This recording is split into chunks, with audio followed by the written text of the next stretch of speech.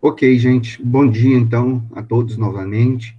É um prazer estarmos aqui juntos, né, para mais uma aula, para mais a nossa quinta aula, e com a graça de Deus estamos todos aqui. Mandou uma chuvinha para a gente, né? Desde ontem o tempo está mais fresco, e isso é motivo de alegria para todos nós, eu acho, né? O calor estava demais. Então, nós vamos começar a nossa aula de hoje, e hoje nós iremos trabalhar elegibilidade, elegibilidade e inelegibilidade dos candidatos e dos eleitores e dos candidatos, né?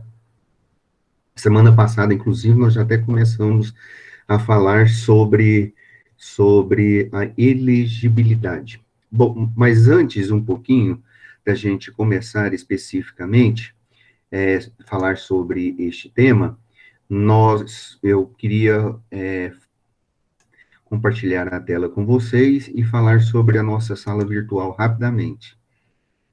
Tá? Então, estou compartilhando a tela aqui.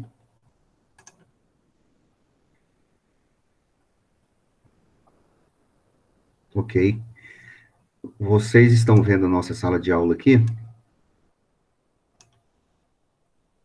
Só para me confirmar. Sim? Então tá ótimo. Beleza. Então, gente, é o seguinte. Deixa eu dar só um aviso aqui para vocês, né? Essa aqui é a nossa sala de aula virtual no Moodle, que vocês têm acesso, ou pelo menos a maioria de vocês tem acesso, tá bom? Essa aqui é a da turma de vocês, e no tópico 5, nós trabalhamos com vocês aqui direitos políticos, né? Nós trabalhamos direitos políticos, nós trabalhamos os primeiros conceitos iniciais do direito eleitoral, os princípios do direito eleitoral, as fontes do direito eleitoral. Depois, nós trabalhamos alguns conceitos importantes que nós estamos utilizando dentro do direito eleitoral. Deixamos os materiais para vocês, os slides para leitura, tá?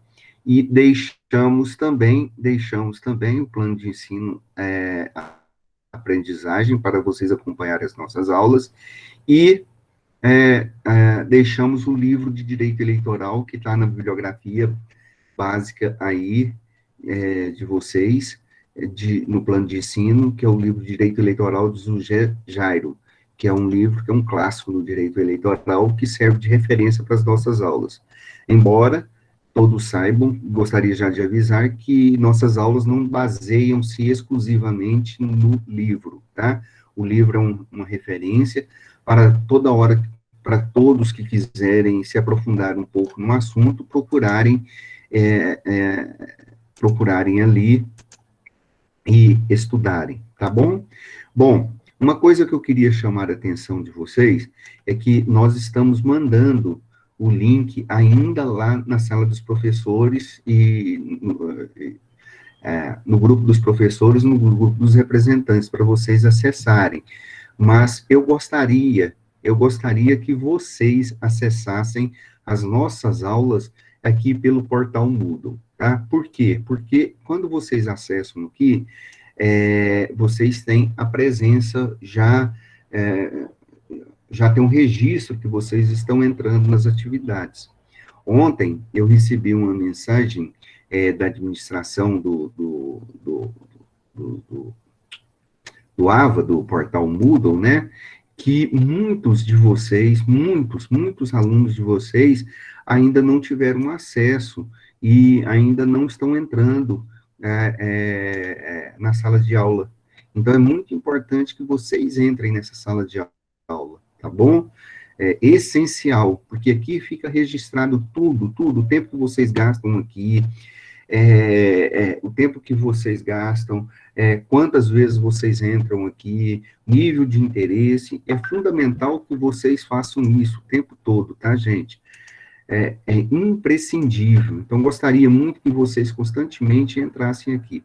Inclusive, que quando entrassem por aqui. Veja bem,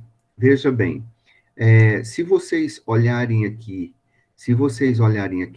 no dia 16, olha aqui, se vocês entrarem aqui no dia de hoje, está escrito assim, link da aula, link da aula 5, elegibilidade e ineligibilidade.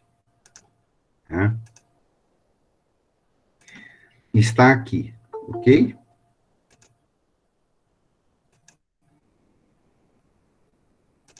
Então, quando você clica aqui, ó, automaticamente você está vendo a nossa aula, ok? Vejam como é que é fácil. E aqui já está a participação, você está direto.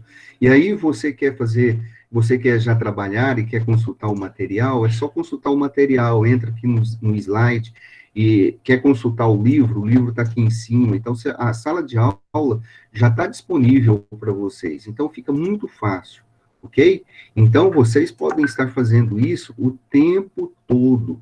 É imprescindível, é muito bom vocês fazerem isso por aqui, tá? Olha eu aqui falando, eu estou me vendo aqui porque eu entrei ali. Então, é importante vocês fazerem isso, tá? Vejam bem, aí eu fecho aqui, tá? E, e isso acontece aqui do mesmo jeito, ó. Tá vendo? Depois, essa aula está sendo gravada. Na hora que eu terminar isso aqui, eu vou colocar uma aula aqui do mesmo jeito. Então, aqui eu coloco o link da aula e aqui eu coloco a aula gravada. Para aqueles que não tiveram a oportunidade de assistir, que assistam depois. Então, teve algumas pessoas que estão ainda confundindo. Então, a gente disponibiliza a aula. Quando está escrito o link da aula, não vai só estará aberta e só funcionará na hora da nossa aula. Depois ela não funcionará. Aí, quando é mais tarde um pouquinho, aí a gente converte um vídeo, tá? Aí a gente converte um vídeo e deixa disponível para vocês aqui, do mesmo jeito, beleza? E aí vocês podem fazer isso. Olha, eu, inclusive, estou convertendo aqui, ó, no canal do YouTube, eu estou convertendo o vídeo de ontem à noite de direito eleitoral, já está quase pronto. E aí eu pego e coloco lá na sala virtual do direito eleitoral do noturno, ok? Então, é assim que funciona, tá bom? É assim que funciona. Então, gostaria que vocês, então, tivessem acesso e acessassem por aqui, tá bom? É imprescindível. Outra coisa, quando eu abro a tela para vocês, eu fico compartilhando a tela, aquilo que eu estou vendo aqui a tela com vocês. E muitos pedem para entrar e às vezes eu não vejo. Então, quem está entrando fora de hora tem que esperar um pouquinho. Tem um pouquinho de paciência, 2, 3 minutinhos, a gente vai e volta, vai e volta. Se vocês pedirem isso lá, tem gente que chega aqui e entra na hora que a aula está terminando, e aí chega e fica pedindo lá no grupo, eu tenho que justificar lá para o professor Marcelo por que eu vou dar presença para a pessoa. Então, aí vai complicar. Peça para, às vezes, se eu não vir, não estiver vendo, peça para representante da turma me avisarem aqui, alguém que já está dentro da sala de aula, desmarque e me avise, é muito mais fácil, senão depois fica mais complicado, tá bom? Outra coisa que eu gostaria de mostrar para vocês é o seguinte, a sala de aula é isso aqui. Eu vou colocar um trabalho para vocês daqui a pouquinho, tá bom? Então, eu vou mostrar aqui, vai ficar aqui, como está aqui, ó, trabalho de direito eleitoral. Esse trabalho eu vou elaborar agora, já está elaborado, só vou colocar depois que a aula terminar. Perguntas e respostas, vocês terão 15 dias para fazer, né? Vocês terão 15 dias para fazer. Hoje é dia 23, eu vou pedir para vocês me entregarem no dia 7 de outubro. É um trabalho para ser entregue dia 7 de outubro, certo? Então, eu vou estar fazendo ele, vou estar colocando ele aqui. Olha, isso aqui só aparece para mim. Então, eu vou colocar aqui para vocês. Então, eu vou colocar aqui um questionário, por exemplo, vou colocar, só vai aparecer para mim, tá? Então, eu vou colocar aqui atividade, direito eleitoral, e aqui eu vou colocar perguntas, tá? Pergunta 1, pergunta 2, e assim por diante, tá bom? E vocês vão responder essas perguntas para mim. Vocês vão responder essas perguntas para mim e vão me enviar. Aonde que vocês vão me enviar? Vocês vão me enviar aqui. Desculpa. Opa, peraí. Vou mostrar para vocês.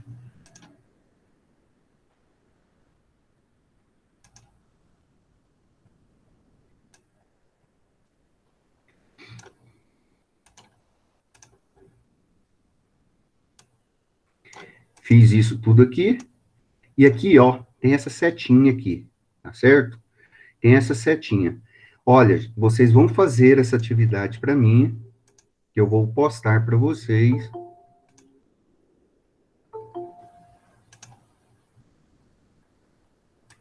Vocês vão fazer essa atividade, e aonde está essa setinha aqui, vocês vão rolar um arquivo para cá, tá? Esse arquivo é em PDF ou em doc, vocês vão rolar para cá, ou em doc, ou se eu pedir um trabalho manuscrito, vocês façam um trabalho manuscrito, e aí vocês convertam isso aí em PDF e joguem aqui, tá bom? Bem aqui, ó. E aqui embaixo eu vou colocar aqui as datas para ser entregue. E essa data ela expira. Depois que essa data expirou, acabou, tá bom? Mas o que eu quero que vocês eu estou falando isso porque tem muita gente que não está familiarizado ainda com o Moodle. É a primeira vez que está trabalhando com o Moodle. Então, eu estou tentando mostrar para vocês como vocês vão fazer. Então, vamos pegar as perguntas que eu vou colocar aqui, tá? As perguntas estarão aqui, vocês farão isso num arquivo separado. Não adianta responder aqui, porque se vier e responder aqui, vocês não receberão a nota disso daqui, tá bom? Então, vocês vêm e arrastem e coloquem aqui. Aí, eu corrijo e automaticamente já vocês terão a nota.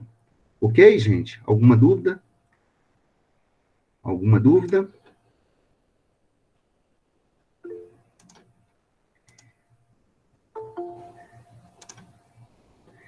Então tá ótimo, beleza. Então tá bom. Então gostaria então de deixar isso combinado, tá bom? Então na próxima, daqui a pouco, tá aí o trabalho lá para vocês, vocês podem se organizarem aí, e se quiserem fazer de dupla, não tem importância para mim não, pode fazer, tá?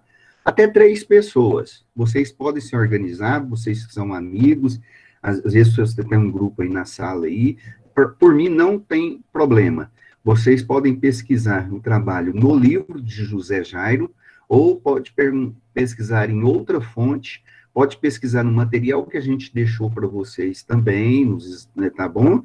E responda essas perguntas. É coisa tudo simples, esse material é material para revisão nosso, tá? Para nossa revisão de nossas aulas aí, tá bom?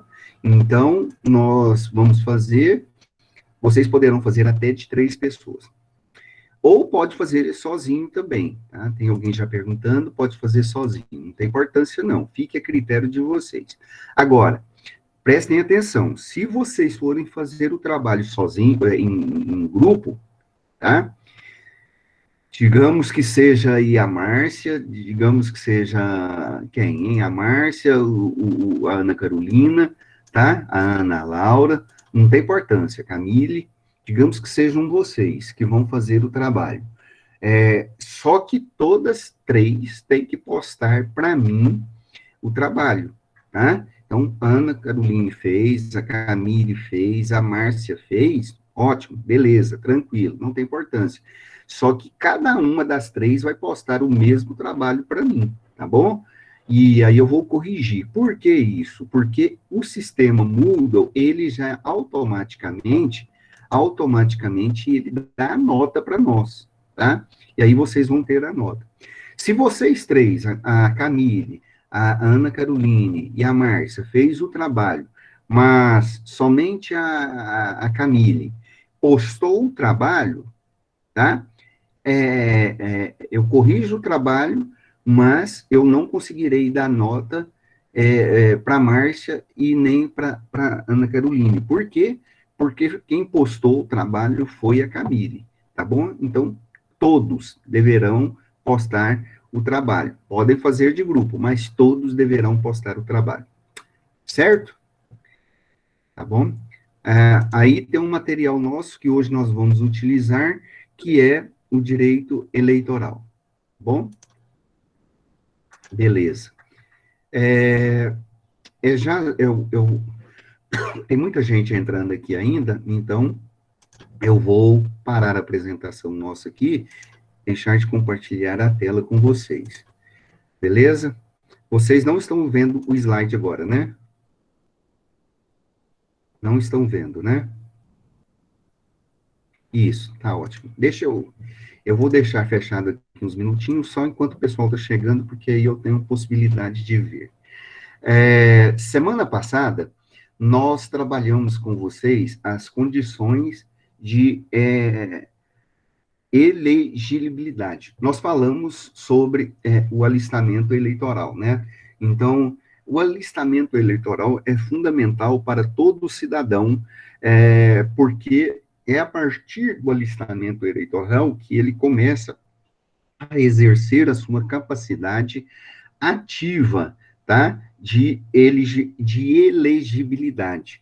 É o momento em que ele se torna apto a ser um cidadão pleno para gozar de todos os seus direitos políticos, seja ele de votar, ou seja ele de votar, de escolher o seu candidato, e seja ele de sair candidato. Então, o primeiro passo para ele se tornar uma pessoa autônoma, que possa exercer plenamente os seus direitos políticos, é necessário que ele, então, não esqueçam, exerça sua capacidade ativa de se tornar elegível por meio do alistamento eleitoral.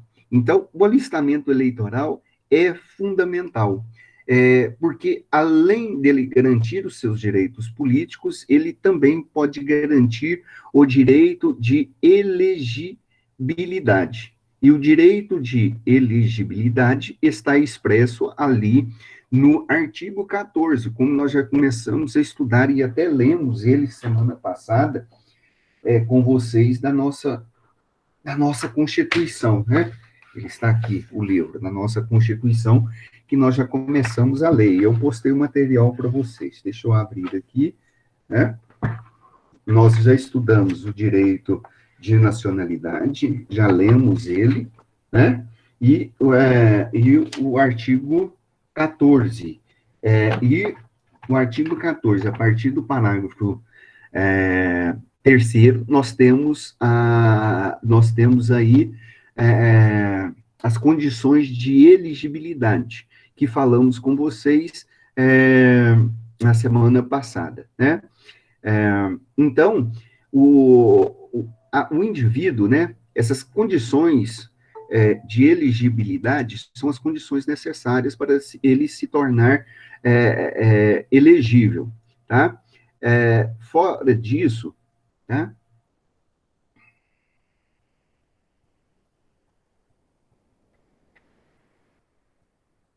Fora disso, tá?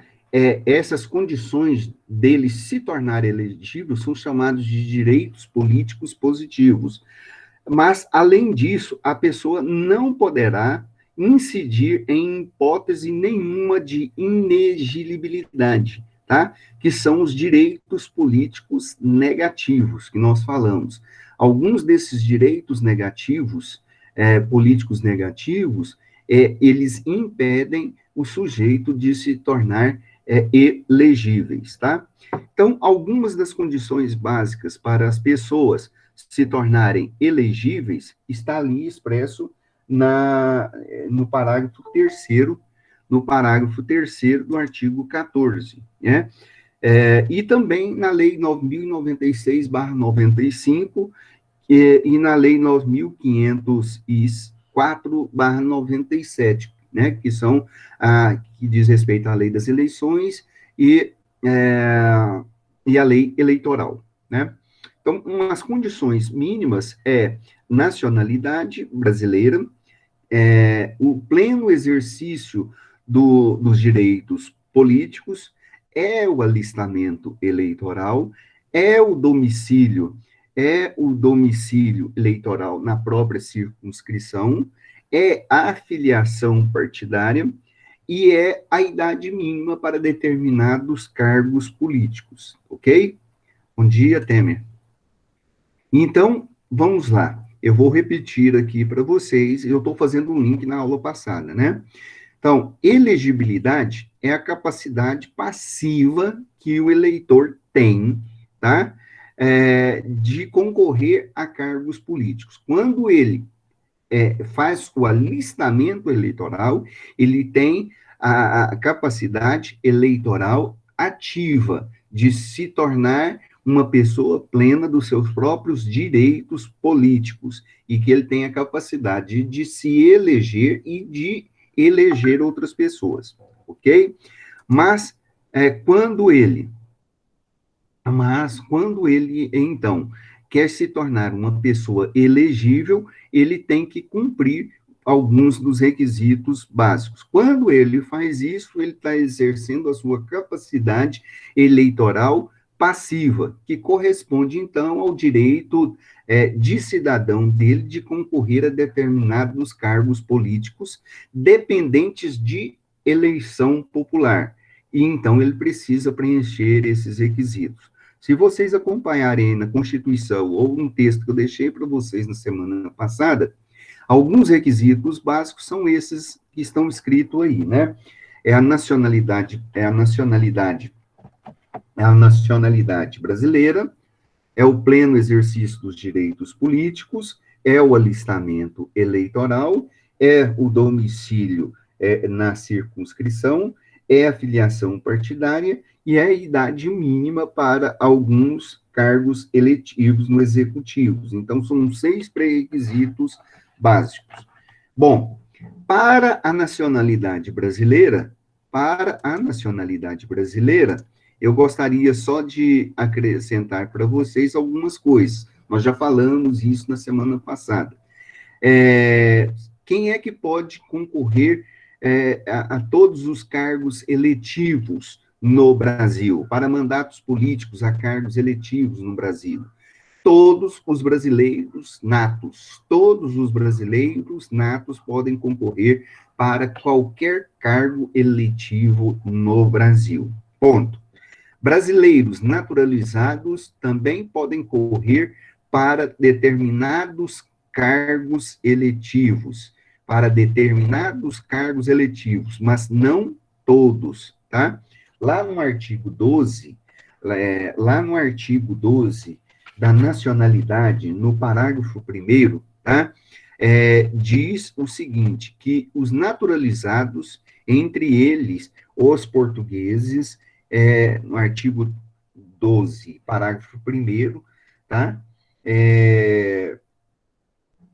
A linha A, B e C, tá? E no artigo 12,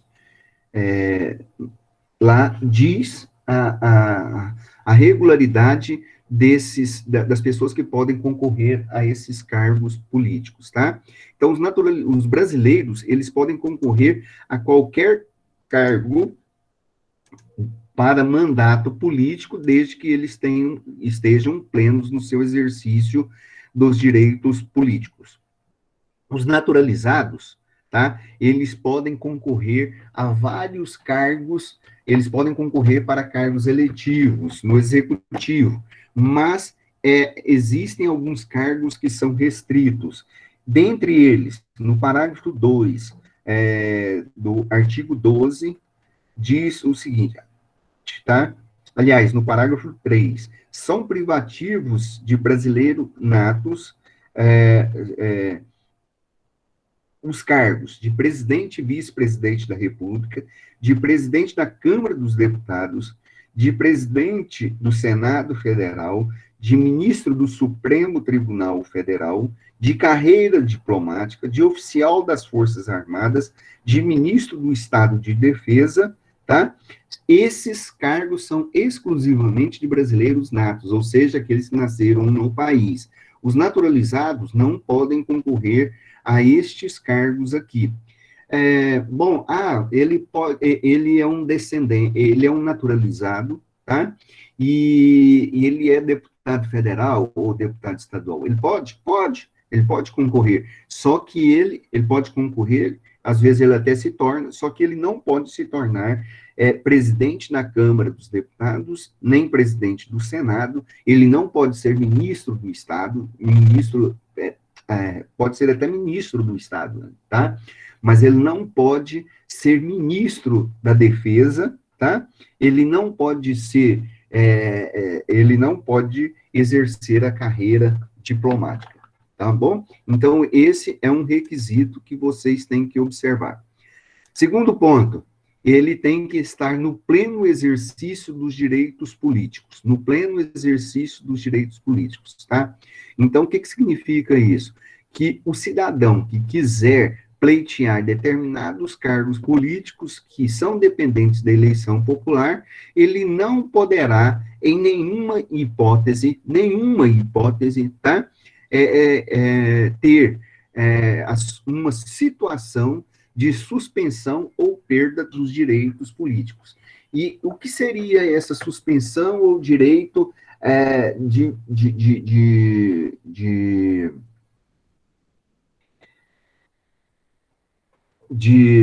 direitos políticos?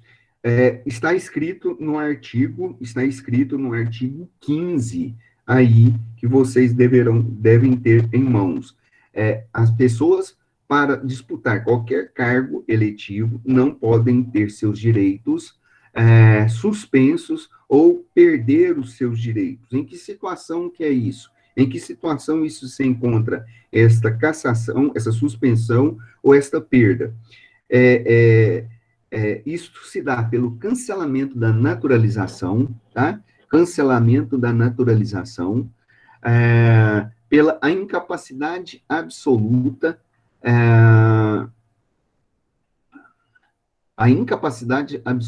do sujeito, tá? Depois nós vamos discutir isso daqui a pouco com vocês, em que condições que é isso. A condenação criminal transitada em julgado ou enquanto durarem os seus efeitos, a recusa de cumprir a obrigação a todos impostos ou prestação alternativa, nos termos do artigo 5º,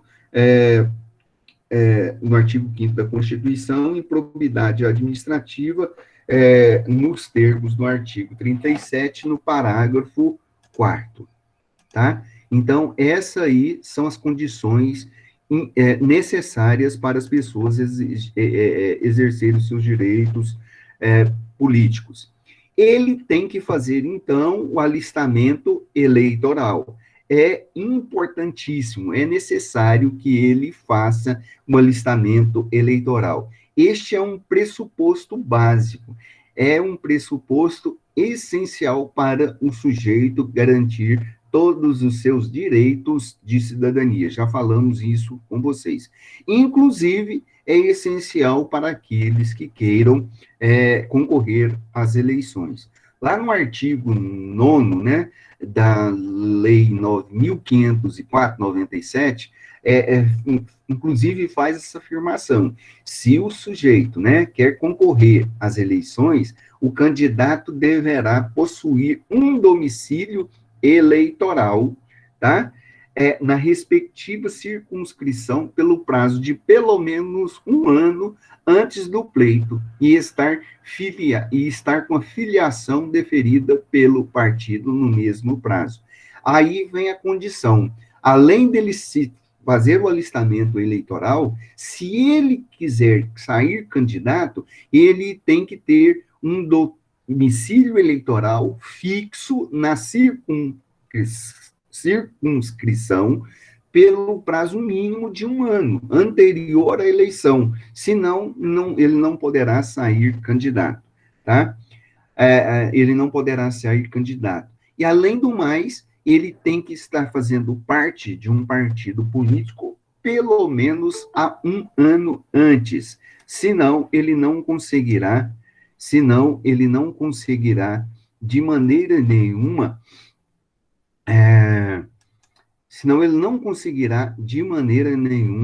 participar deste pleito eleitoral. Aí, ele poderá fazer o quê? Ele poderá participar e disputar cargos, tá? Para prefeito, para vice-prefeito, para vereador, devendo ter, então, domicílio específico no município, tá? E para o cargo de governador, de vice-governador, de senador, de deputado federal, de deputado estadual, ele deverá ter domicílio no estado ou em qualquer outra cidade, ok? Outra condição necessária que trabalhamos com vocês é a condição de filiação partidária, né? Aqui no Brasil, para todos aqueles que queiram, tá?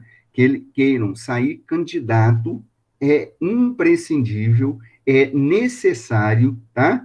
É necessário, é obrigatório que ele tenha que se filiar a um partido político.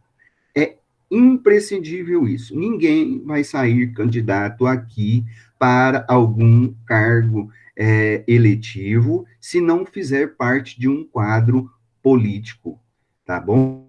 Aqui no Brasil, não se admite candidaturas independentes ou candidaturas avulsas, tá bom? Alguém pode perguntar, alguém já está perguntando, né? Mas e o presidente da República? Tá, o presidente da República ele foi eleito por um partido político. Quando ele foi eleito, ele foi pelo PSL. Ponto. Aí agora ele está sem um partido político, ele não está afiliado a nenhum partido político. Ele pode governar? Pode, tanto é que está governando. Pois bem, agora,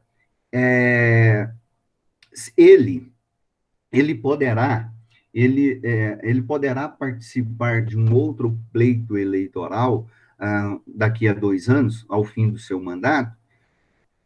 Essa é a questão. Não poderá participar se ele não tiver filiado. Se ele estiver nesta mesma condição,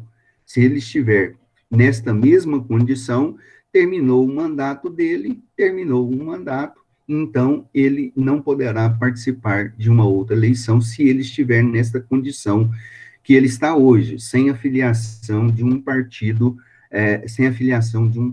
político. Então, ele vai ter que resolver isso dentro do próximo ano para continuar sendo um candidato a presidente para a próxima eleição, caso ele queira.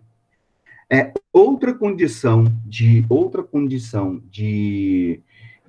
elegibilidade, como nós estamos lendo aí na Constituição, é a idade mínima, né? A idade mínima é outro requisito importantíssimo, tá? Para a elegibilidade. A elegibilidade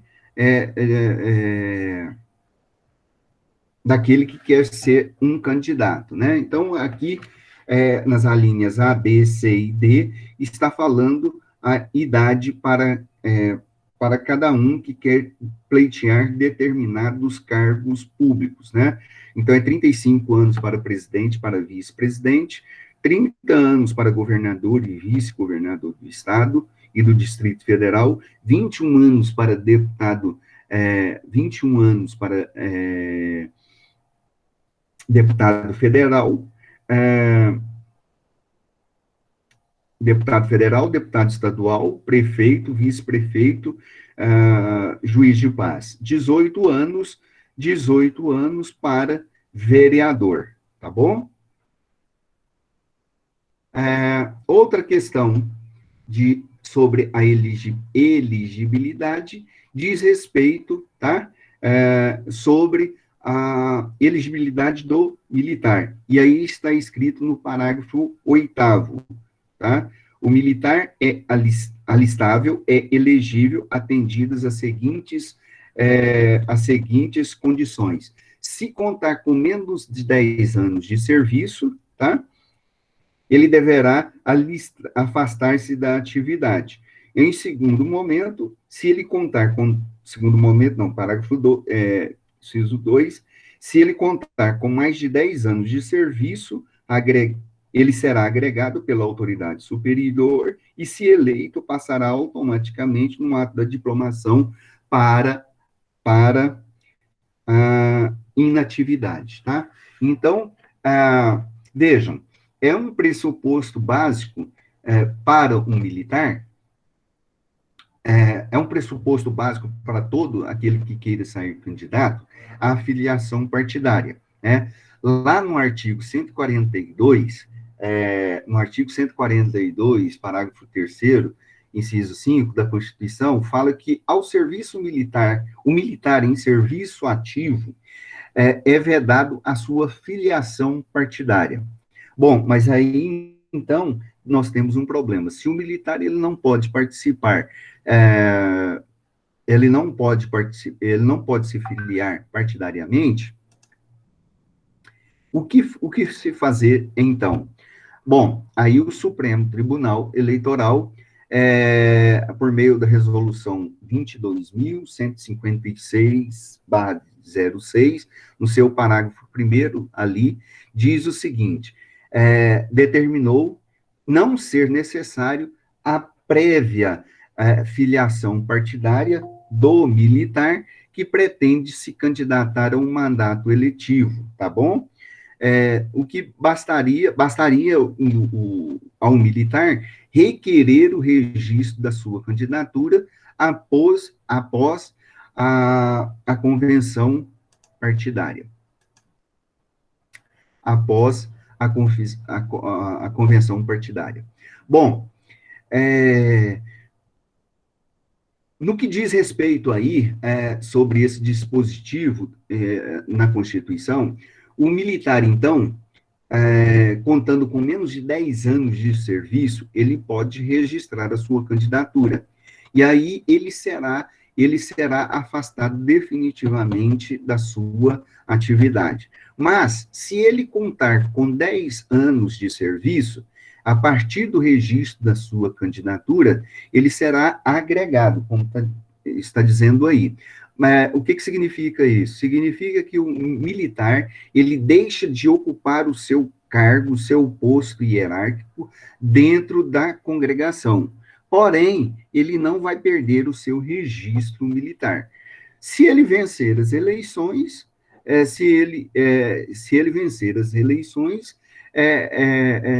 então ele vai se tornar inativo, tá?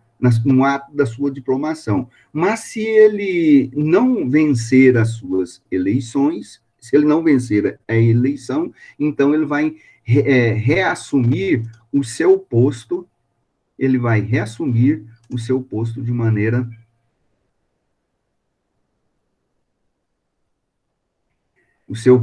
maneira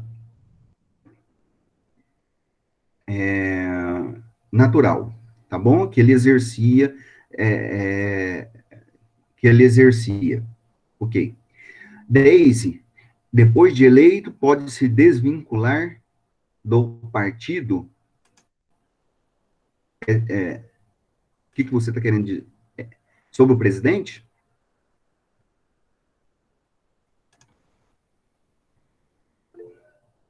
Sim, ele pode, né? Essa é uma das críticas. Semana que vem a gente já começa a estudar sobre os partidos políticos, né?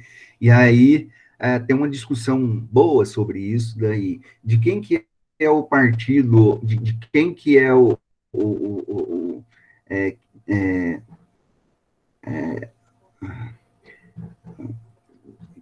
quem que é o dono do cargo político, né? É aquele que ganhou ou é o partido? Essa é uma questão, essa é uma questão que a gente vai discutir isso semana que vem. Mas ele pode sim desvincular do partido, tá? É, é esse que é o grande problema, né? Ok. Estão vendo o slide aí agora? Estão?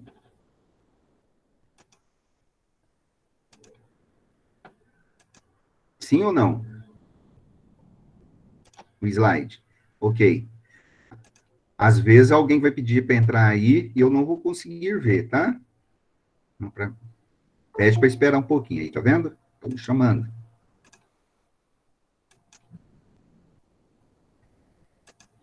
Ok. Esse slide já está lá na sala de vocês, tá? Virtual. Só para gente. Isso aqui era o que nós estávamos acabando de falar aqui, tá? É o artigo 14, repetido aí para vocês, das condições de elegibilidade, ok? Não vamos repetir novamente, porque já falamos aí. Com respeito à questão da naturalidade brasileira, está aí também escrito para vocês, tá? Ah, já falamos com isso, né? Olha, gente, essa questão do sujeito estar pleno no gozo dos direitos políticos, né? Ou no exercício político, né? Então, isso é essencial. O sujeito ele precisa ter consciência dos seus direitos políticos, né? É um dos direitos mais importantes, direitos civis e políticos, é um dos direitos mais importantes do cidadão. Ele tem que aprender, ele tem que saber da importância desses direitos, né?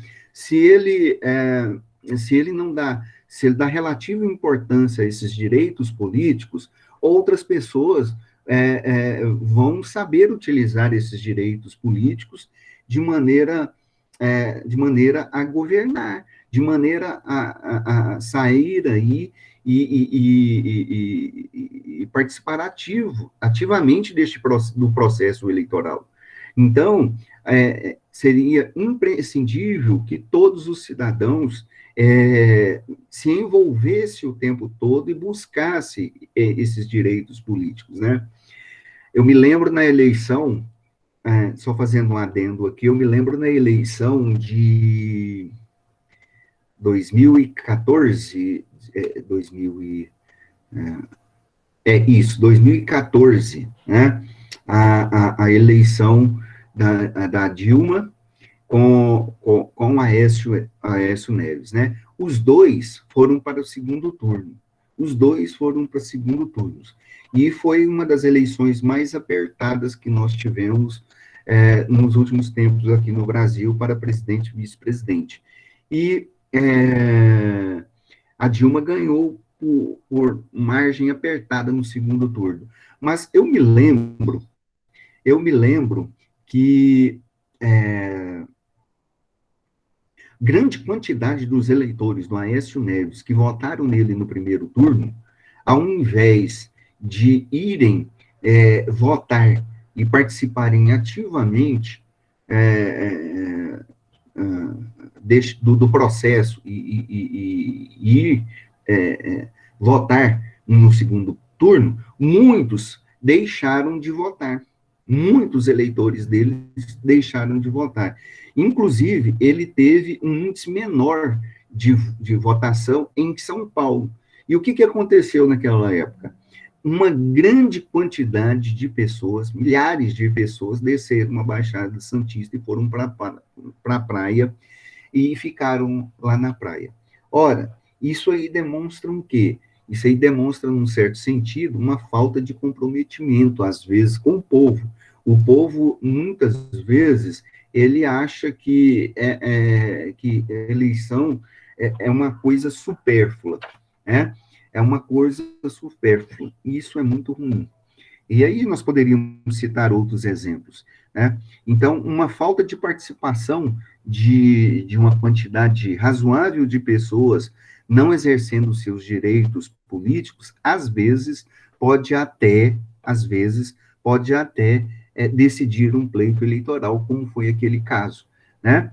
Foram menos de quase 3 milhões de votos, se eu não me engano, se eu não estiver me recordando. E isso fez muita diferença. Qual a consequência disso? A Dilma foi eleita, começou a governar, 2 anos depois, ela não completou o seu mandato, né? E aí nós passamos por um processo muito, um processo de impeachment, e isso foi muito ruim. E aí o Temer veio assumir, né? Inclusive o Temer está até assistindo a nossa aula ainda, não está, o Temer? Vou ver se ele está aqui ainda. Deve estar aqui, né, Temer? Pois bem, então é importante que a pessoa esteja no seu exercício pleno dos gozos dos direitos políticos. E isso aí vai dar capacidade para ele, então, alistar-se eleitoralmente, né, habilitar-se em candidaturas para cargos eletivos ou nomeações para certos cargos não eletivos. Participar de sufrágios, votar em eleições, participar de plebiscitos, de referendos, apresentar projetos de lei pela iniciativa popular ou propor até ação popular, ok? Bom, o alistamento eleitoral é a outra condição, nós já falamos aqui com vocês, é fundamental isso daí, né? Então, o sujeito ele tem que ter um domicílio eleitoral na circunscrição, idade mínima, e aí já falamos. Gente, o domicílio eleitoral é o local, isso nós trabalhamos com vocês na aula passada, e eu gostaria muito de frisar aqui novamente. Domicílio eleitoral é o lugar onde um interessado tem vínculos políticos e sociais, tá? É o local onde ele exerce sua atividade política e social. É um local onde ele vive, é um local onde ele trabalha, é um local onde tem suas relações sociais, mas é onde ele trabalha ele trabalha a política, ele vive a política, ele faz da política também algo importante na sua vida. Então, ele tem que estar ali registrado em um determinado domicílio eleitoral, tá bom? Isso é essencial. E aí, como nós já falamos, né, ele tendo, ele precisa ter um domicílio eleitoral, e aí ele pode, então, ser candidato. Se ele for candidato para prefeito, vice-prefeito ou vereador, é importantíssimo que ele tenha, então, este domicílio eleitoral registrado num determinado município. E aí, dentro daquela circunscrição, ele pode sair candidato a prefeito. E ele registrado numa circunscrição também, numa determinada circunscrição, ele pode sair candidato a governador, vice-governador, deputado estadual, deputado distrital, deputado federal e senador. E aí ele poderá ser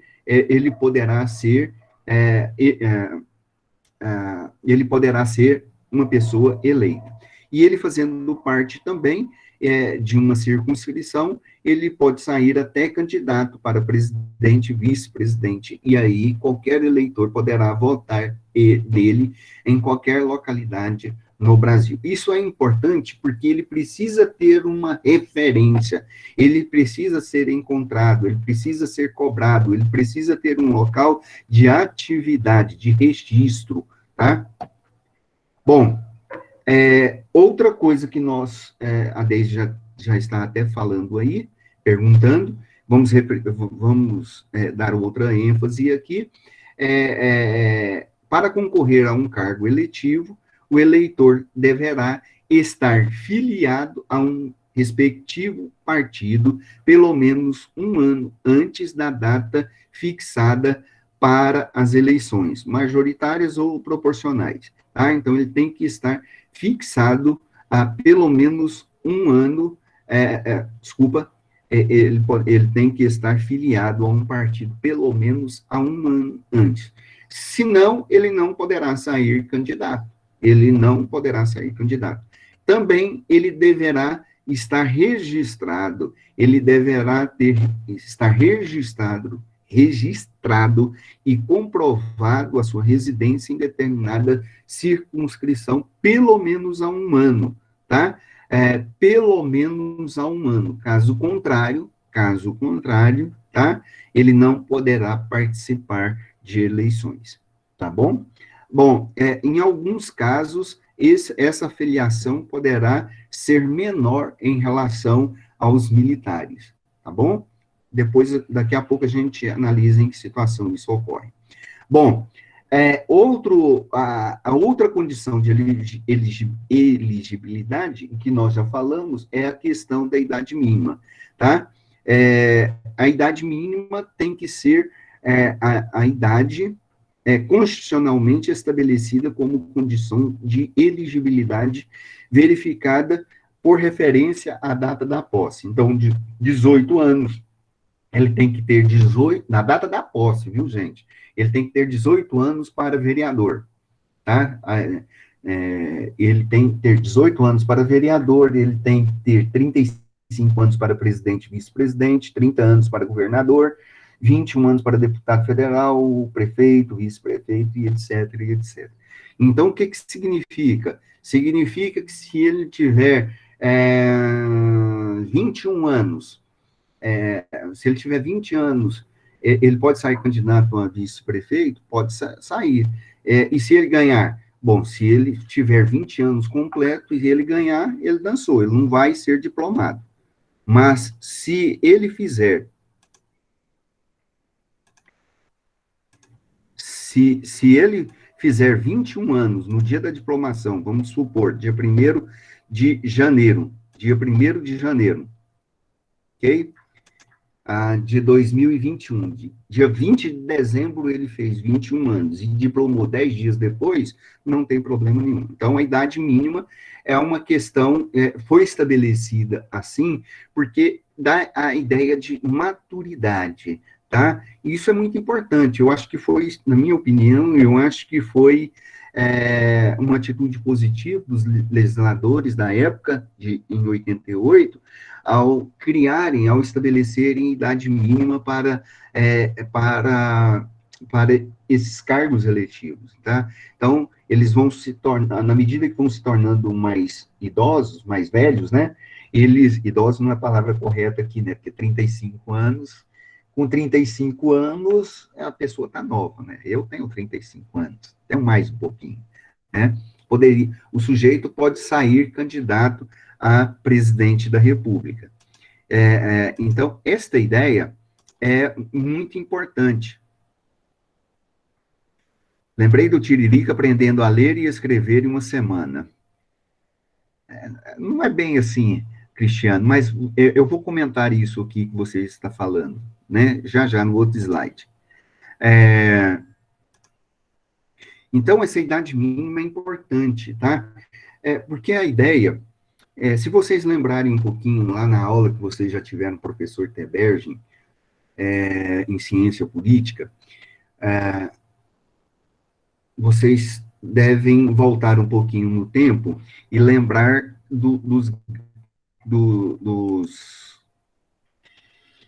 lá com os gregos antigos, entre terceiro e quarto século, eles foram os inventores da democracia, né? Esse regime político tão importante para nós, um grande legado que ele nos deixou.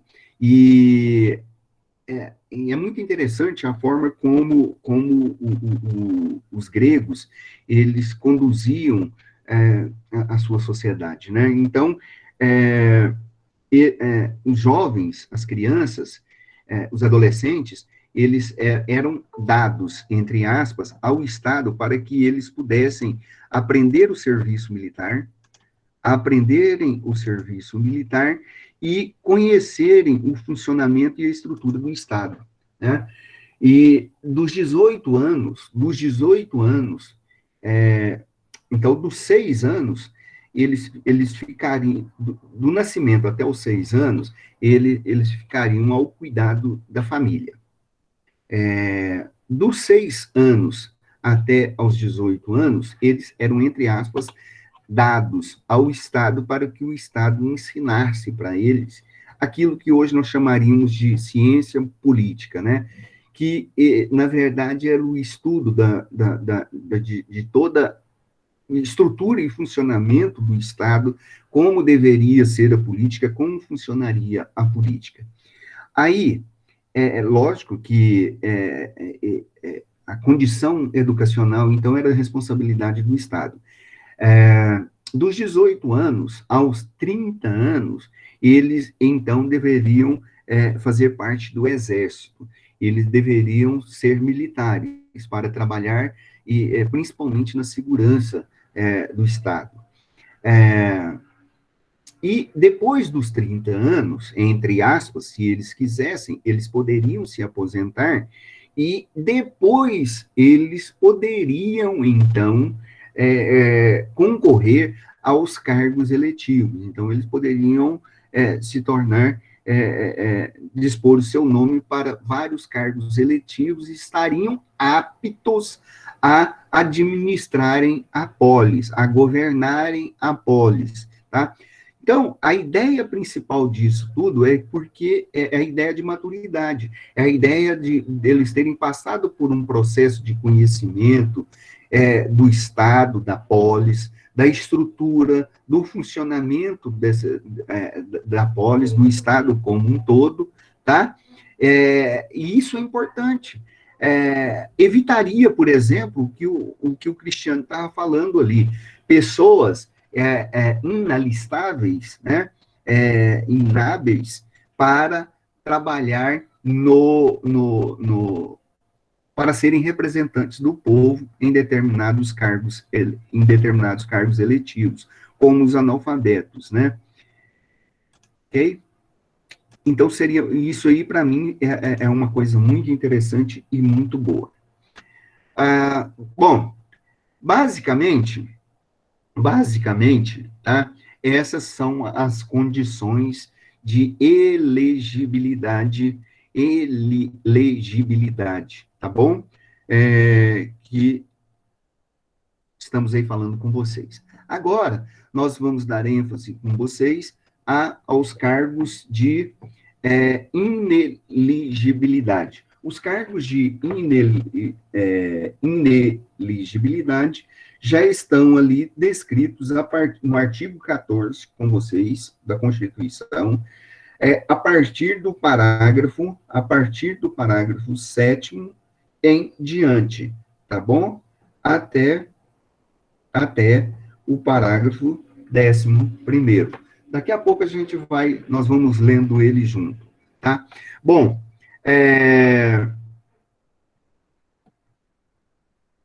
quando nós falamos em causas de ineligibilidade, nós estamos falando em limitações do direito da pessoa se tornar elegível.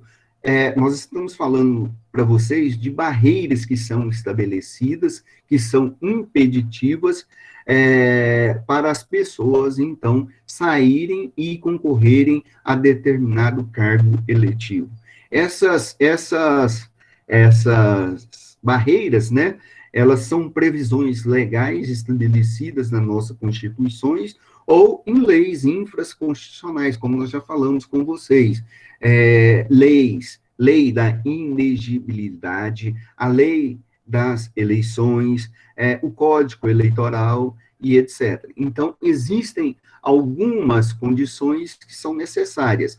Caso essas pessoas, elas não cumpram determinadas condições, elas se tornam, então, inelegíveis.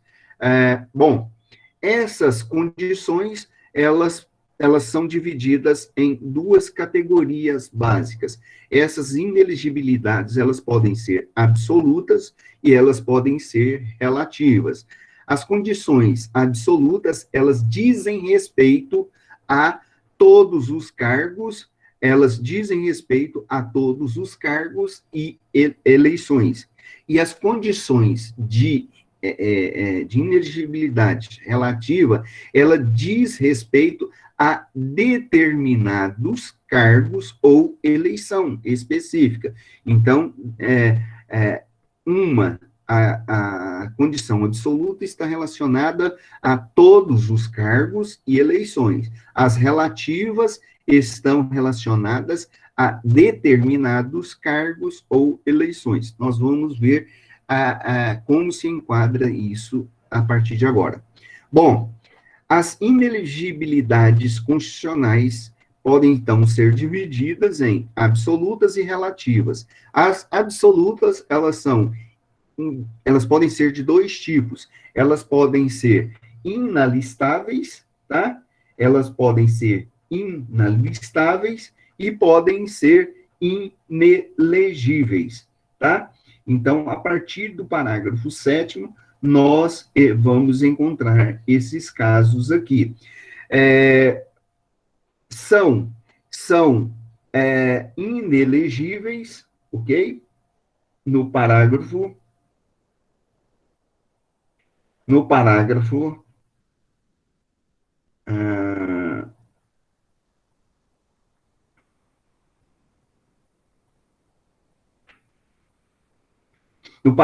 1º, no artigo 14, no parágrafo 1º, nos diz, são inelegíveis os analfabetos, tá? E são inalistáveis os conscritos, tá? E são inelegíveis relativamente sobre determinadas condições, todas aquelas pessoas que vão buscar um terceiro mandato sucessivo, né? Um terceiro mandato sucessivo sobre aqueles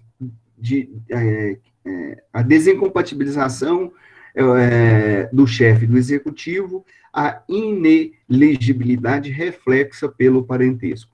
Vamos falar sobre cada um desses casos. Mas antes da gente falar sobre isso, é importante nós prestarmos esclarecermos algo aqui para vocês. Ineligibilidades são impedimentos ao direito de ser votados. Então, ele se torna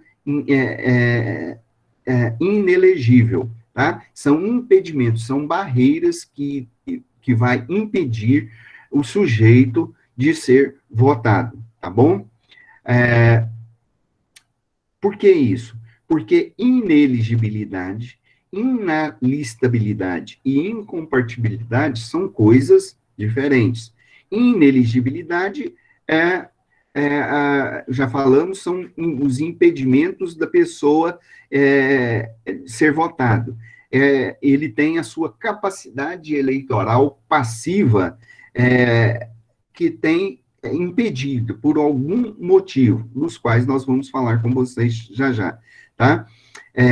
Segundo, inalistabilidade significa que alguma coisa está prejudicando o seu direito de votar, ou seja, a sua capacidade eleitoral ativa,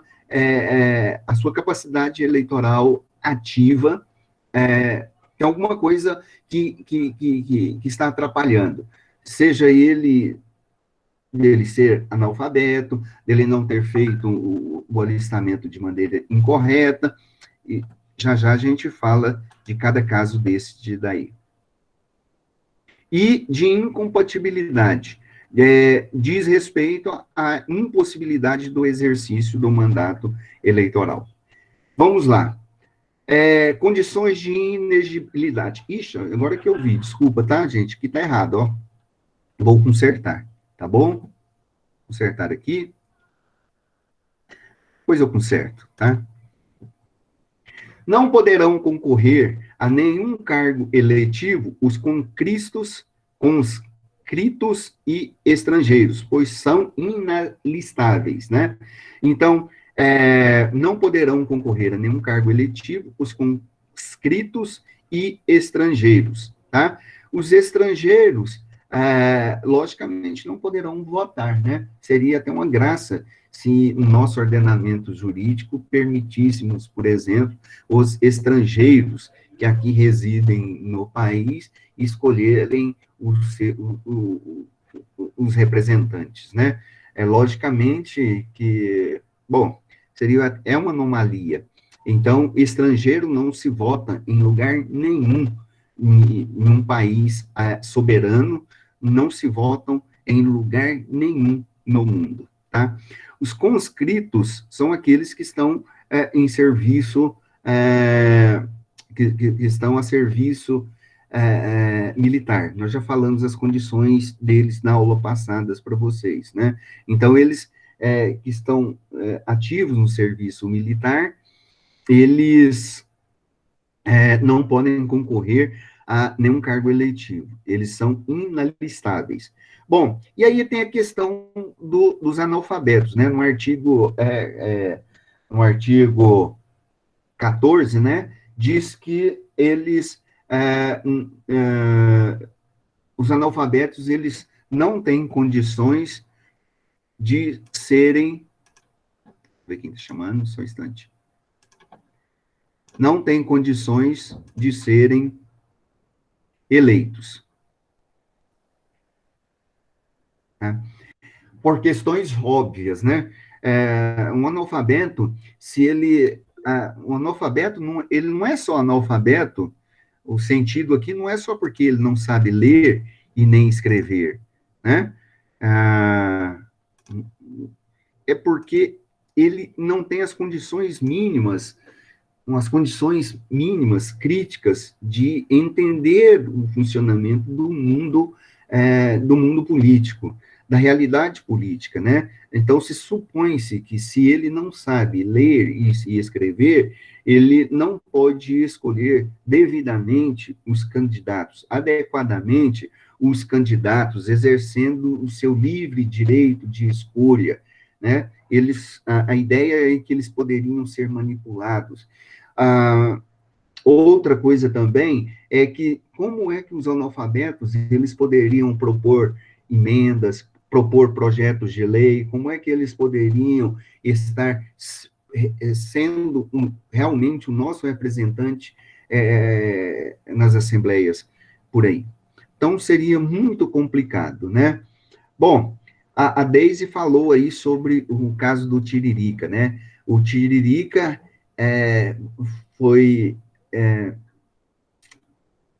eleito o palhaço comediante que trabalhou na Rede Globo, trabalhou em outras emissoras de televisão, e saiu candidato a deputado federal, e foi eleito deputado federal com o maior número proporcional de votos em toda a história político-eleitoral nossa no Brasil. Recebeu mais de 1,5 milhão de votos e, além do mais, ainda levou 4 ou 5 candidatos junto com eles, pois as eleições eram proporcionais. E na sua campanha política, né, ele falava assim, vote em mim para deputado federal. E ele falava assim, o que é isso? Eu não sei, vote em mim que eu vou descobrir isso lá. Ele fez o deboche e o povo, num certo sentido, como voto de protesto, votou nele, né? E ele, então, ele mesmo falava que ele era um analfabeto, que ele não sabia nem ler e escrever. Então, o que aconteceu? Ele saiu candidato e ele foi eleito, né? Depois que ele foi eleito, antes da sua diplomação, ele teve, então, que comparecer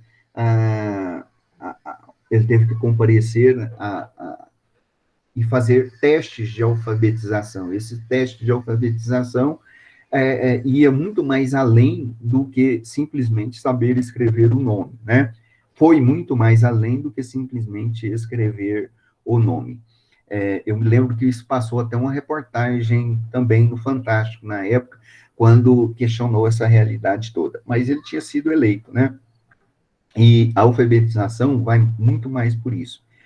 muito mais além do que simplesmente escrever o nome. E aí ele teve, então, de fazer esse teste de alfabetização. E a jurisprudência, o Tribunal Superior, ele relativiza a importância disso, da questão do analfabetismo, em relação à superioridade, à soberania do voto, à soberania popular, pois escolheu um cidadão.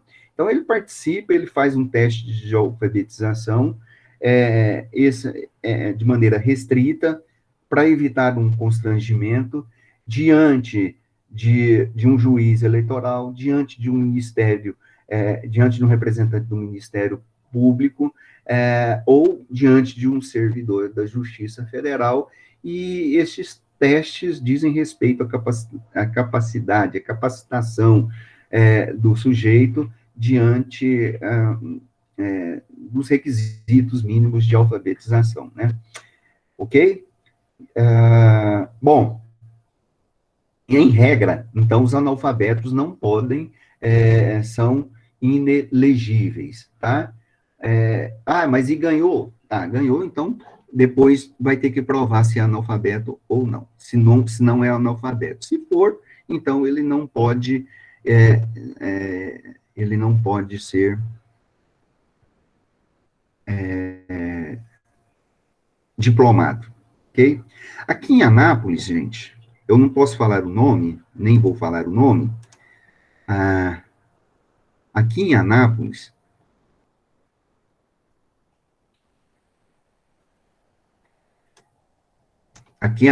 pois é complicado, né, gente? Estou vendo aqui a mensagem de você. Aqui em Anápolis, teve um candidato, né? Ele era boia fria, né? Boia fria não, ele era, lembra o nome aí? Como é que é o nome? Sumiu o nome. Ele foi candidato a vereador. Ele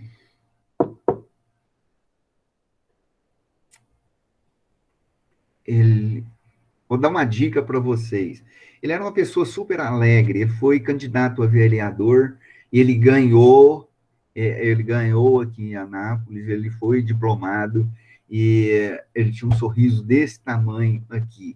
E se falavam na época que ele era analfabeto. E aí ele exerceu o mandato dele aqui por 4 anos, né?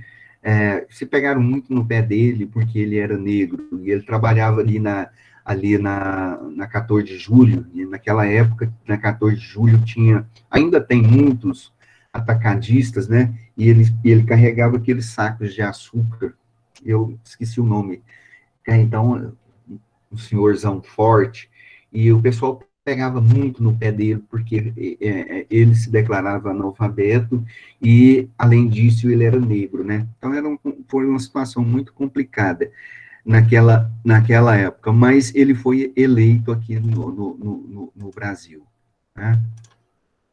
Ou aqui em Anápolis. Não, eu não sei, tem tanto nome que ele está falando, né? Não sei se era Pantera, não.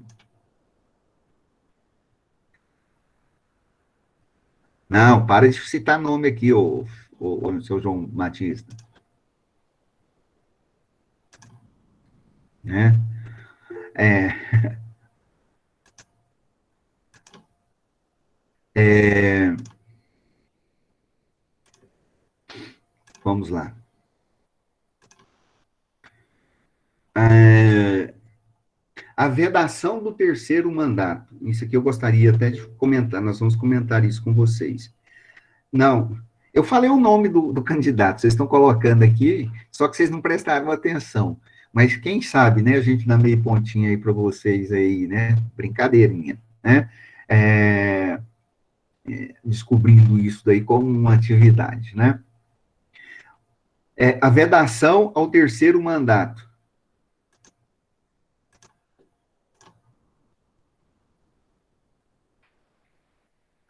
Não,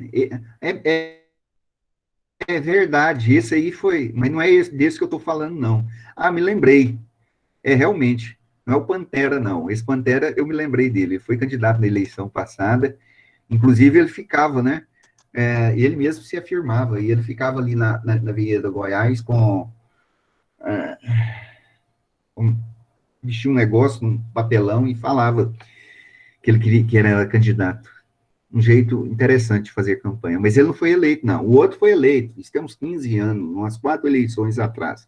A maioria de vocês não procurem um país de vocês que eles vão lembrar. Ele era não era um boia fria, ele é peão, carregava saco plástico, saco de açúcar, de arroz, então era muito comum ali naquela General Joaquim Inácio, na 14 de julho, na Floriano Peixoto, então tinha muito ali. Gente, vedação do terceiro mandato seguido visa proibir, tá? Visa proibir a perpetuação no poder de um mesmo indivíduo e refere-se aos cargos no executivo. Vedação do terceiro mandato, tá? Então, o legislador foi sábio, no meu entendimento, tá? Ao proibir a pessoa que já exercia um cargo político a, a, a, a concorrer a um terceiro mandato político, tá?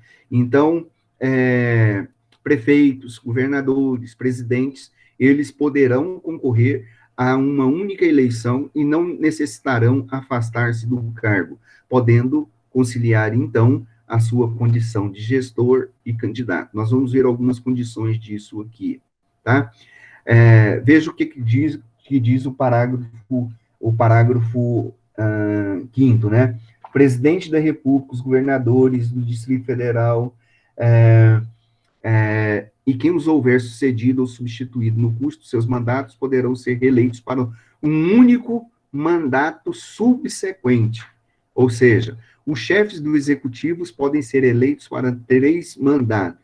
Para 3 mandatos seguidos, poderão exercer 2 mandatos e intercalar um período e depois eleger-se novamente, tá? Gente, isso daí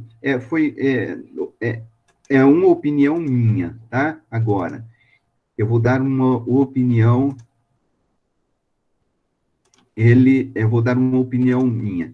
O legislador foi muito sábio ao prever, estou falando minha opinião, tá? Ao prever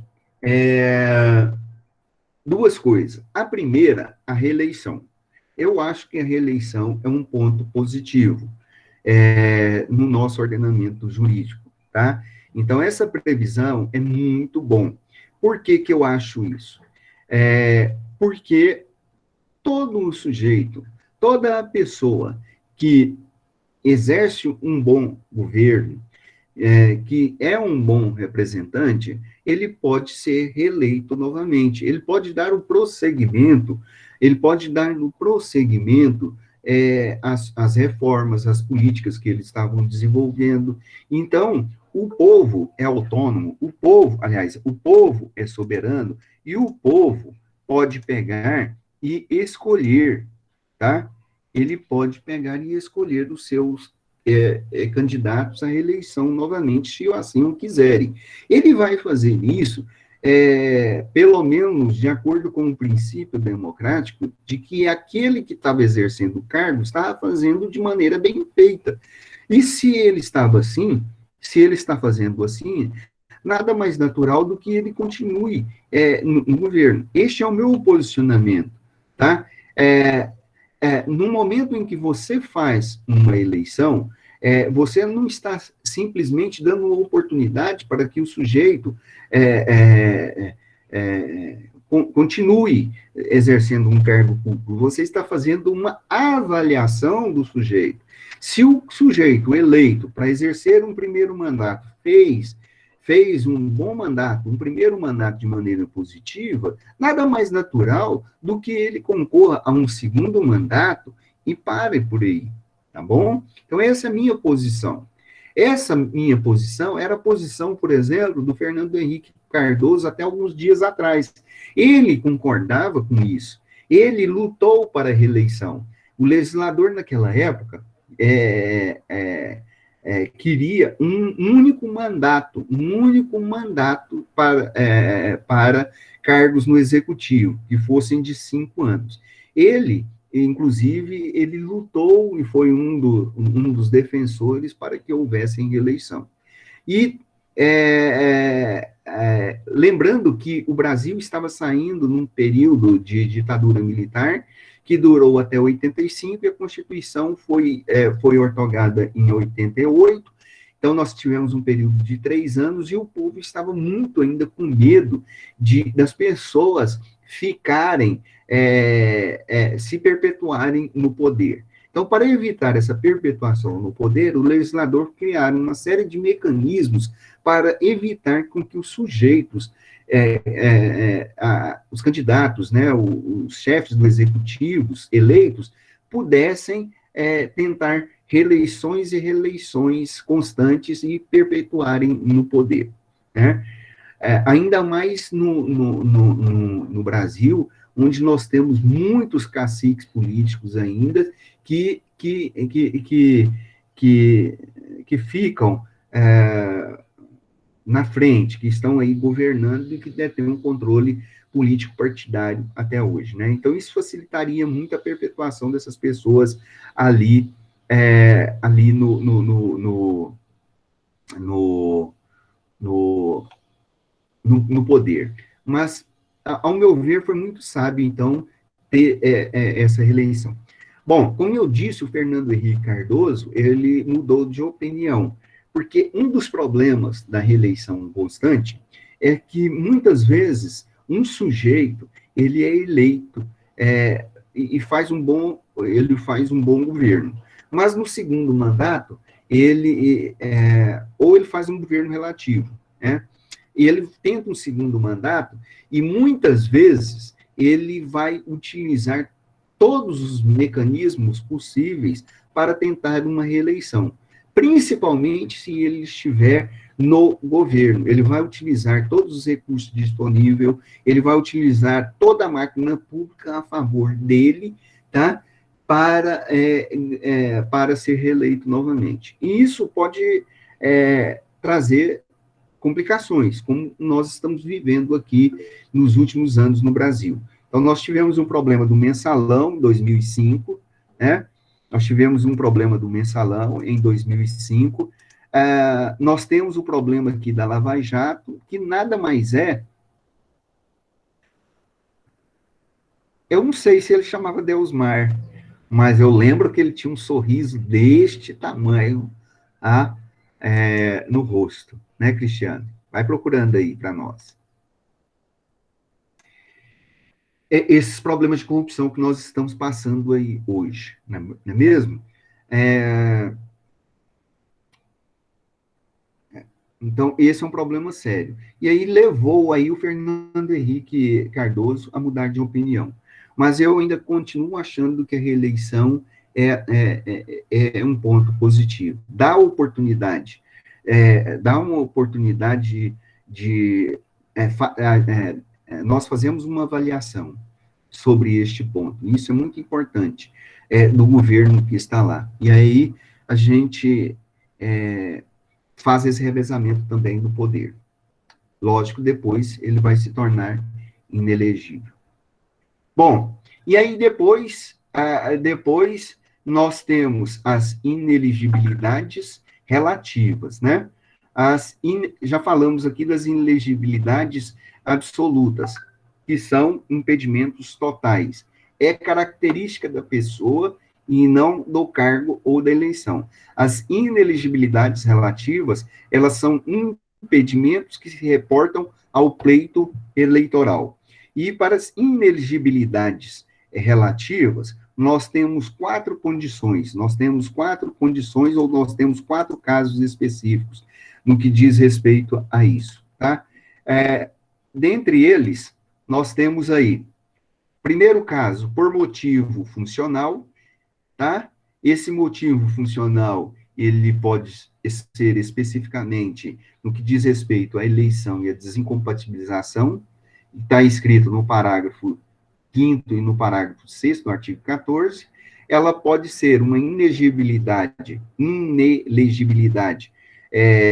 reflexa, que está escrito no parágrafo 7, que tem a ver com os militares, que está escrito no parágrafo 8º, e tem o aspecto legal, que está escrito na Lei Complementar 64/90, e também depois alterada pela Lei Complementar 135/10, que é a lei da ficha limpa. Então, nós temos 4 casos diferentes aí de inegibilidade que diz respeito ao pleito, que diz respeito ao cargo eleitoral. Vamos lá estudar aí, vamos lá falar rapidamente sobre isso.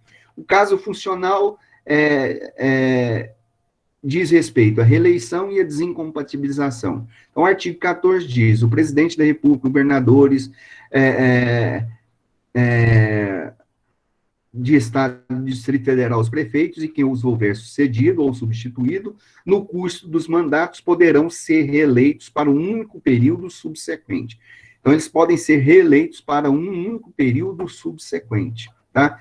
Então, a lei permite reeleição para cargos executivos, para presidente da República, governadores e prefeitos, bem como seus substitutos ou seus sucessores. Eles poderão concorrer à eleição. No caso, os vice-presidentes da República, governadores ou prefeitos. Ou também podem sair e podem ser substituídos ou podem ser sucedidos. Mas eles podem participar normalmente da reeleição. No entanto, proibiu a renúncia no segundo mandato sucessivo antes do término deste para permitir a reeleição. Por exemplo, o sujeito é presidente da República e aí vai chegar no momento da reeleição. Aí, então, ele está terminando, já foi... ele está exercendo o mandato, foi reeleito, está terminando o segundo mandato dele. Aí, antes de terminar o segundo mandato dele, ele renuncia o segundo mandato e vai sair candidato. Ora, isso daí não é permitido na lei, tá? Então, este ato da renúncia, ele não pode ser instrumento para reconduzi-lo a um terceiro mandato. Isso seria aquele famosinho jeitinho brasileiro, né? De levar vantagem em qualquer coisa, da lei do Gerson, né? Jeitinho brasileiro de fazer com que fosse reconduzido. Infelizmente, no mundo afora, nós já tivemos muitos exemplos aí de governantes que fazem isso. Às vezes renunciavam, mas tinham controle do exército, dos meios políticos na mão e já participava automaticamente das próximas eleições. Nessas brincadeiras aí, tem gente aí com 20 anos de governo aí, ou mais, já governando, né? Envenenando pessoas, matando opositores, né? Etc. Ok? Continuando ainda, a candidatura da reeleição do vice, que permite também a candidatura à reeleição, a reeleição do vice-presidente, do vice-governador e do vice-prefeito. Eles poderão continuar a se candidatar, poderão continuar sendo reeleitos, tá bom? Proibiu o vice, que se tornou efetivo em face da vacância definitiva do cargo, concorrer a uma segunda reeleição. Veja bem, proibiu o vice, que se tornou efetivo em face da vacância definitiva do cargo, concorrer a uma segunda reeleição. Um exemplo, o Temer, ele assumiu, vice-presidente, assumiu no lugar da Dilma, né? Aí ele poderia vir e sair candidato para uma segunda reeleição. Se fosse na primeira reeleição, ele poderia sair candidato. Aqui em Anápolis nós já tivemos aí um prefeito que assumiu na vagância do prefeito, depois ele se tornou prefeito, concorrendo a uma segunda eleição. No caso do Temer, né? No caso do Temer, o Temer, ele não poderia tentar a reeleição, porque estaria já fechando o seu mandato. Ele foi eleito para 2 mandatos. Lembrando que vice-presidente também é eleito, tá, gente? E aí, só para brincarmos um pouquinho, né, o Temer, né, ele não foi eleito, ele não saiu concorrente, e veio estudar aqui com a gente, né, Temer? Você está aqui ainda? Isso. O Temer está aqui ainda? Não sei se está. Vamos ver, Temer. Escreve aí. Bom, a candidatura à reeleição do vice, que apenas substituiu o titular, tá? Ele pode sim sair candidato, desde que ele saia 6 meses antes e sair candidato, seguindo os mesmos padrões, e aí ele pode concorrer a um outro mandato. O vice que se tornou efetivo em face, proibiu o vice que se tornou efetivo em face da vacância definitiva do cargo concorrer à segunda reeleição. O vice que assume efetivamente a titularidade do executivo em virtude da vacância definitiva do cargo, passa então ao chefe de governo. Logo, só poderá candidatar-se à reeleição por um único período subsequente. É o caso que nós falamos aqui do prefeito, do ex-prefeito aqui em Anápolis, tá? Ainda, no parágrafo 5º do artigo 14 da Constituição, diz o seguinte: permitiu a reeleição só para um único período subsequente. Gente, então ele pode ser reeleito? Pode sim ser reeleito, tá? Então ele vai ser reeleito, tá? É reeleito, terminou o mandato, ele não pode concorrer novamente. Então, para aquele mesmo cargo no executivo, ele pode concorrer a um outro cargo? Pode, ele pode, só que ele tem que renunciar, tá? Ele tem que renunciar a 6 meses antes da eleição, participar normalmente de todo o processo eleitoral, sair candidato e aí ser submetido à escolha, deliberação popular. E para um cargo de deputado federal, para um cargo de senador, tá bom? Presidente José Sarney, por exemplo, fez isso, tá bom? E aí ele se tornou senador da República. Inclusive, e aí nós vamos, tem um outro caso do próprio presidente Sarney, ele, ao invés de, ele chegou até mudar de circunscrição para ser eleito em outro estado, tá? Eu não me lembro se foi Rondônia, acho que foi Rondônia, ou Roraima, tá? Aí ele mudou para lá e se tornou senador dali, tá? Ele fez isso para dar oportunidade para os seus filhos, né?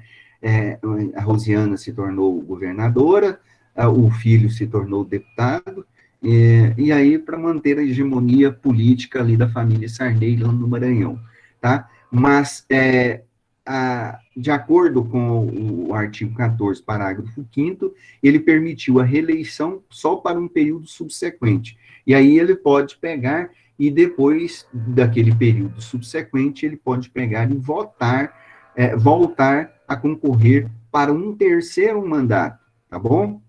E ele proibiu a candidatura à vice-chefia no período subsequente ao segundo mandato, que é o caso do Temer. Temer, você está aí ainda, Temer? Permitiu a reeleição para um terceiro mandato não sucessivo. Então, ele tem que pular uma casinha, tá? Tem que pular uma casinha. E aí tem esse terceiro mandato não sucessivo. e proibiu a reeleição para um terceiro mandato consecutivo, um terceiro mandato consecutivo. Então, presidente, governador ou prefeito não podem se candidatar para um terceiro mandato sucessivo, vedação que também se aplica aos seus sucessores e substitutos, né? É evitar, tá, que o sujeito fique aí no poder por dezenas de anos, né? Como, por exemplo, o presidente lá da Rússia, o Putin, né? O Putin, ele já está lá, são mecanismos, assim, que são criados pelos legisladores, tá? Que fazem com que os sujeitos, entre aspas, vão se tornem chefes do executivos de maneira perpétuas no cargo, mesmo passando por um processo eleitoral. Então, esses tipos de medidas, assim, é que faz com que a pessoa fique aí por muitos e muitos anos no poder. Putin, na Rússia, Vladimir Putin já tem mais de 20 anos, já está indo para o sexto mandato consecutivo, né? Então, isso é um perigo terrível, né? E aí o povo vai se rebelando, mas não vai resolvendo muito, não. Às vezes, depende muito do controle que ele tem do poder, principalmente do poder militar e econômico na mão. Então, o sujeito ali, ele vai tirando toda a liberdade do cidadão, vai tirando toda a soberania popular do cidadão. Então, nossos legisladores, por isso que eu coloquei aqui do lado, gente, ó, inteligência, né? O legislador, ele foi muito sábio, ele estava vivendo um momento político de redemocratização, de reabertura política, e ele, então, foi criando vários mecanismos para proibir e para coibir esse tipo de práticas aqui, tá? O nosso Código Eleitoral é um código muito avançado em relação a vários outros códigos que existem no mundo todo, tá? Então, esse é um dos pontos positivos do nosso código, ok? A desincompatibilização. No parágrafo 6º, né, só para a gente terminar por hoje, para concorrerem aos outros cargos, o presidente da República, governador do Estado, Distrito Federal e prefeito devem renunciar aos respectivos pleitos até 6 meses antes, tá? Porque senão, gente, seria muito fácil. O sujeito já tem 4 anos e ele com controle da máquina pública. Já pensou se ele fica até no último momento ali exercendo o mandato? Lembrando que o que nós estudamos na aula, na primeira, segunda aula, um dos princípios das eleições é o princípio da isonomia. É o princípio da igualdade nas eleições, no pleito eleitoral. Um sujeito que tem a máquina, o controle da máquina pública nas mãos, ele é mais favorecido. Então, se isso vai até o último dia, e ele fazendo uso da máquina pública, ele vai ter uma vantagem astronômica em relação ao outro candidato. Às vezes, ele não precisa nem ter tanto dinheiro, tá? Ele não precisa nem ter tanto dinheiro para ter essa vantagem toda aí. Então, é importante este fato, essa desincompatibilização. Na verdade, eu acho que tinha que ser até um tempo maior. Mas, tudo bem. Depois a gente faz essa discussão com vocês depois.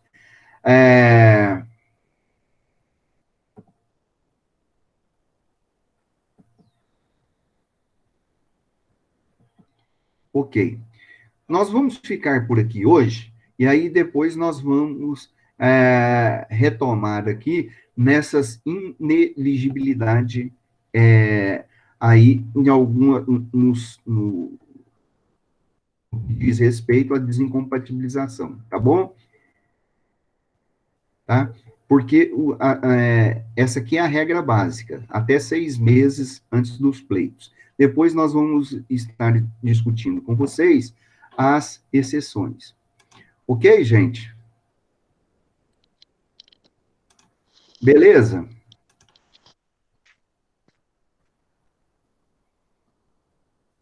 Muito bem. Tá bom. Então, fiquem atentos, estou colocando para vocês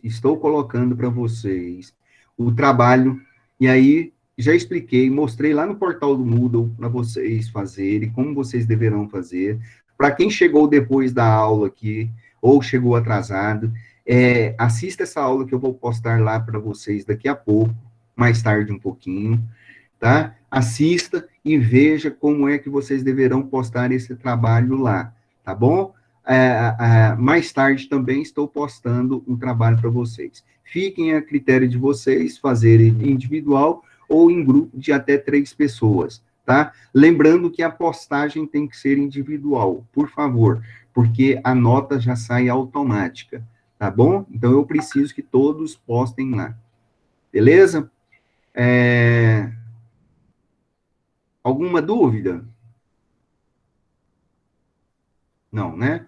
Então eu vou estar parando aqui a apresentação. E antes de interromper aqui, né, nós temos aqui, nós chegamos com 54 pessoas. Agora nós temos 44. Vamos lá, rapidinho aqui. Deixa eu ver quem saiu. Alex, Alexandre, Ana Carolina, vai dando um oizinho, tchauzinho. Ana Caroline, Ana Júlia, Ana Laura, Bruno, Camille, Vitória, Bruno Camille, Cristiano, Deise, Dileia, Evelyn, Érica, Fabrício, Fernanda, Gabriela Lima, Hudson, seu João Batista, Jennifer, José Júnior, Josiane, Carolina, Laís, Vitória, Lueli, Michael, Maísa, Márcia Vital, Marcos Alexandre, Marcos Aires, Micael Dutra, Micael Souza, Natanael, Patrick, Priscila, Rafaela, Raquel Fernandes, Suelen, Tassiana, Temer, Vitória, William, o Alisson, vamos ver aqui, tá faltando gente. O Alisson, Temer,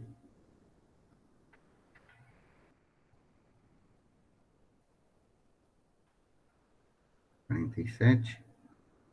Beleza, gente. Então tá bom. Olha, vamos parar aqui. Estou parando a gravação.